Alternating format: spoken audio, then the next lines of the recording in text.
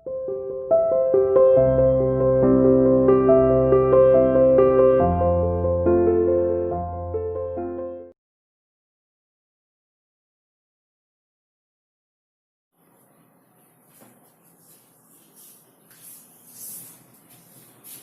Student, welcome to CR international online classes.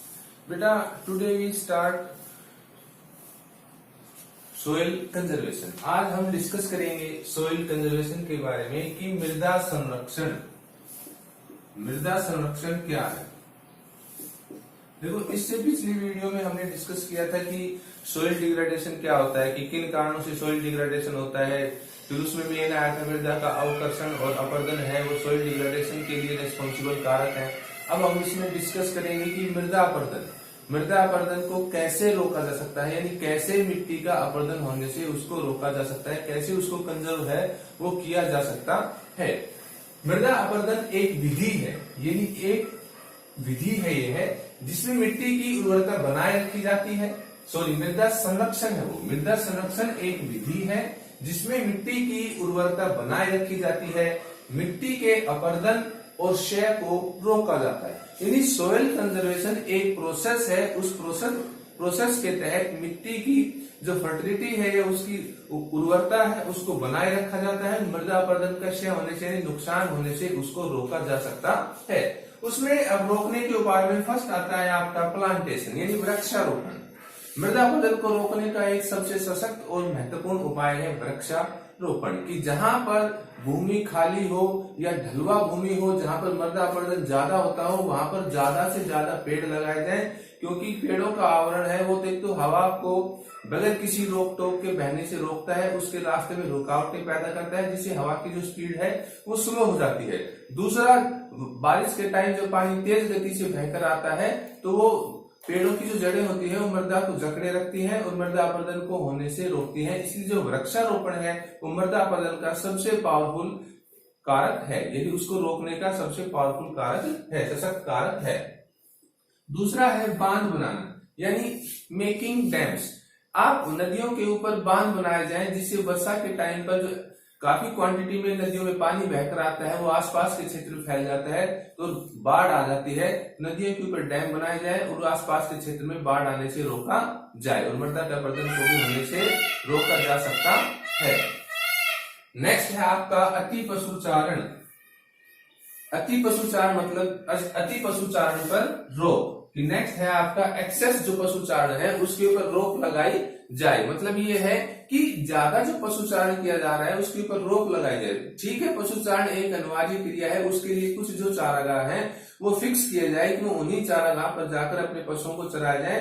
तो और क्योंकि पशुओं के पैरों से ऊपरी जो घास है वो कट जाती है जिससे मृदा अपरदन है वो तेज गति से होता है। इसलिए अति पशुचारण यानी ज्यादा पशुचारण के ऊपर रोक लगाई जानी चाहिए और उनके लिए जो जगह है वो फिक्स की जानी चाहिए। उसके बाद आता है पंक्तिबद्ध, यानी इसको हम वैज्ञानिक वानिकी भी कहते हैं। वैज्ञानिक वानिकी ये होती है कि जैसे ये एक लाइन में पेड़ आपने लगा दिए, फिर दूसरी लाइन में पेड़ लगा दिए, फिर तीसरे में लगा दिए, फिर फोर्थ में लगा दिए। तो उसका क्या वो होता है कि जब एक लाइन के पेड़ बूढ़े हो जाते हैं या काट लिए जाते हैं तो दूसरे पेड़ हैं वो उस पंक्ति को बनाए रखते हैं और इनकी जगह थोड़े स्पेस होता है बीच में, उसमें दूसरे पेड़ हैं वो लगा दिए जाते हैं।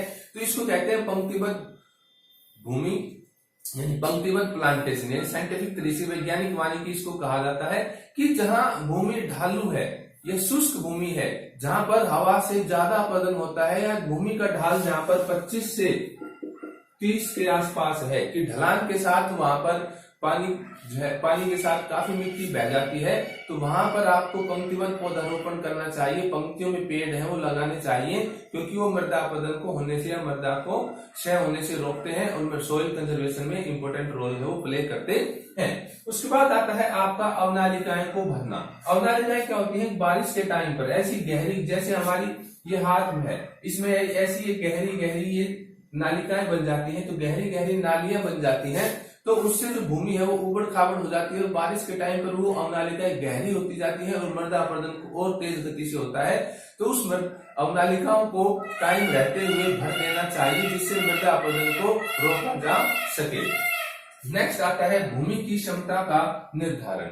यानी भूमि की क्षमता का निर्धारण करना चाहिए कि किस भूमि में कितनी कैपेसिटी है, उसके लिए मानचित्र तैयार करने चाहिए और उसी के अनुरूप खेती है वो उसके ऊपर की जानी चाहिए। इससे ये पता चल जाएगा कि कौन सी भूमि है वो मृदा के लिए किस प्रकार की खेती के लिए उपयुक्त है और कौन सी किस प्रकार की उपयुक्त है। और मानचित्र तैयार करने चाहिए कि जहां पर ज्यादा मृदा अपरदन होता है वहां पर मृदा अपरदन रोकने के सशक्त और मजबूत प्रयास है वो करने चाहिए।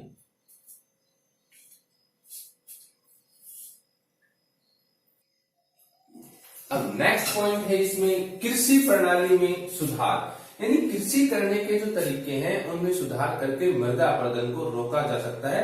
क्योंकि हम कृषि प्रणाली क्या है कि बगैर किसी साइंटिफिक तरीके के ऐसे ही परंपरागत तरीके से करते आ रहे हैं जिससे मृदा अपरदन को भी काफी बढ़ावा मिलता है। इसलिए कृषि प्रणाली में सुधार करके मृदा अपरदन को रोका जा सकता है। जिसमें फर्स्ट है यानी 15 से 25 ढाल प्रवणता। ढाल प्रवणता मतलब स्लोप ग्रेडियंट। मानो जैसे कि ये है, ये स्लोप ग्रेडियंट बिल्कुल हाई है, यानी तो इसमें आपको क्या होगा कि सीढ़ीदार खेत बनाए जाने चाहिए, यानी स्टेप वाले। जैसे ये स्टेप से ऐसे यू स्टेप से आप खेत बनाने जाए, उसमें सीढ़ीदार खेत बनाकर आपको मृदा अपरदन होने से आप रोक सकते हैं। कि इस तरीके के खेत अगर आपने देखे हो तो भारत में हिमाचल प्रदेश उत्तराखंड टाइप में इस प्रकार के जो खेत है वो पाए जाते हैं। क्योंकि वहां पर स्लोप ग्रेडियंट यानी ढाल प्रवणता ज्यादा है तो मृदा का अपरदन क्या होता है, ढाल के साथ जब पानी बहता है तो उसकी स्पीड 16 टाइम्स है वो इंक्रीज हो जाती है। तो उससे मिट्टी है वो काफी उसके साथ कटकर आगे आती है। इसलिए मृदा अपरदन को रोकने के लिए ढाल प्रवणता वाले क्षेत्रों में सीढ़ीदार खेत बनाए जाने चाहिए जिससे मृदा अपरदन को होने से रोका जा सकता है। नेक्स्ट है आपका ढलानों पर जल का वेग रोकने के लिए समुच्चय रेखीय जुताई। ये देखो पहले भी आया था कि समुच्चय रेखीय जुताई मतलब ये है कि ये अगर इस तरीके से ढाल है तो आप इस तरीके खेत की जुताई है वो ना करके आप इस तरीके से अपोजिट साइड उसकी जुताई करें जो मृदा अपरदन को काफी कम है वो करता है, मृदा अपरदन को होने से रोकता है। फिर आता है दूसरा, फसलों की हेराफेरी करके यानी क्रॉप रोटेशन अपनाकर, कि हमको लगातार एक ही फसल नहीं बोनी चाहिए, हमें फसलों की हेराफेरी करके बदल बदल कर फसलें बोनी चाहिए। इससे भी मृदा अपरदन को होने से रोका जा सकता है, मृदा को अपरदन होने से उसको कम किया जा सकता है। नेक्स्ट आता है आपका खेतों की मेड़ाबंदी करना। मेड़ाबंदी होता है कि खेतों की बाउंड्री करना। जैसे ये खेत है इसकी मेड़बंदी करनी है, चारों तरफ इसके हम अपनी लोकल लैंग्वेज में कहें तो एक तरीके से मिट्टी की ऊंची ऊंची थोड़ी सी दीवार सी बना देना 1-1 फीट के आसपास, जो खेत की मिट्टी को बहने से रुक जाए और खेत की जो मिट्टी है वो खेत के अंदर ही रहे। तो खेतों की मेड़ाबंदी है वो करना। भूमि को हवा की दिशा के समकोण पर जोतना, यानी भूमि की कल्टीवेशन हवा के दिशा के समकोण पर, यानी हवा की दिशा ये है तो इसको 90 डिग्री के समकोण पर जोतना, कि उसको 90 डिग्री के एंगल के समकोण पर उसकी कल्टीवेशन है वो करना, यानी जुताई है वो करना। अब उसके बाद नेक्स्ट पॉइंट आता है आपका कुछ समन्वित योजनाएं।